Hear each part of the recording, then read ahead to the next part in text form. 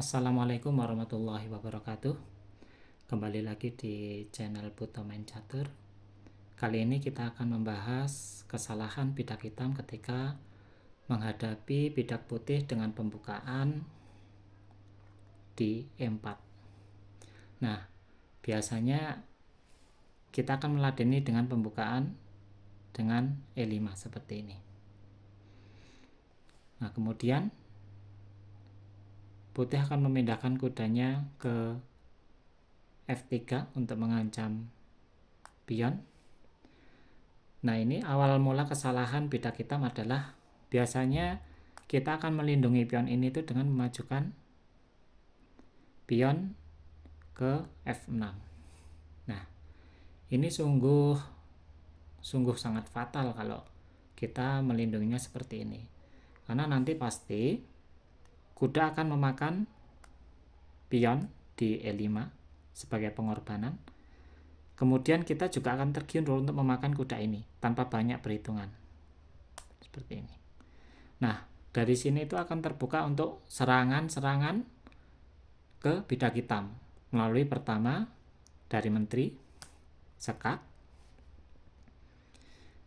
Nah, ketika misalnya kita akan menutup dengan menggunakan pion seperti ini, maka otomatis menteri akan memakan pion di E5. Nah, seperti ini, sehingga sekak. Dan itu juga akan mengancam benteng. Tentu langkah ini akan sangat merugikan. Biasanya yang sering dilakukan itu adalah dipindahkan raja ini ke sini. Karena tujuannya tadi untuk melindungi bentengnya. Seperti ini. Kemudian menteri melakukan sekak di E5. Kemudian raja pindah lagi ke F7. Nah, dengan raja pindah di F7, putih pasti akan membombardir kembali dengan melakukan sekak di C4. Seperti ini. Otomatis raja akan naik lagi ke G6. Dengan seperti ini, putih pasti akan melakukan sekak lanjutan di F5. Sehingga dengan posisi seperti ini otomatis posisi raja akan semakin terjepit. Dia akan pindah ke H6.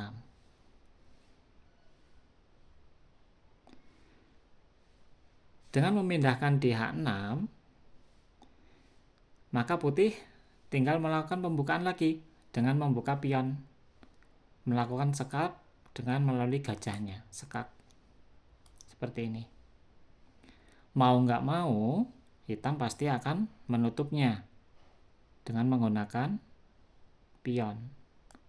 Pion ini tekengannya adalah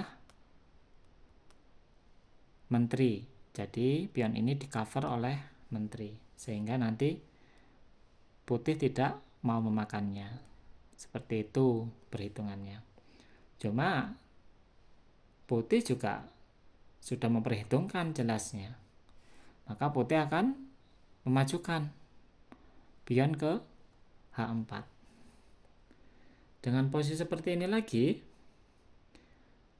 jalan logisnya adalah hitam pasti akan melakukan double backing terhadap pion ini.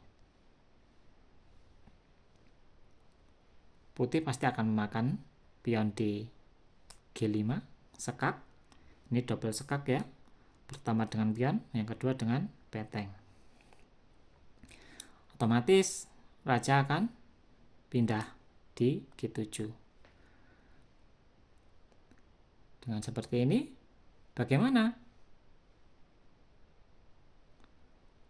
Langkah selanjutnya adalah menteri akan melakukan sekak di sini. Di F7 dengan backingan ini, sekak mat. Nah, itu kesalahan yang sering dilakukan bidak hitam ketika menghadapi pembukaan bidak putih dengan pion di E4. Biasanya seperti itu. Jadi untuk teman-teman itu tolong diperhitungkan dengan kita melakukan backingan awal kepada pion itu dengan perhitungan-perhitungan yang matang. Oke, cukup sampai sekian. Semoga apa yang kita pelajari bermanfaat. Assalamualaikum warahmatullahi wabarakatuh.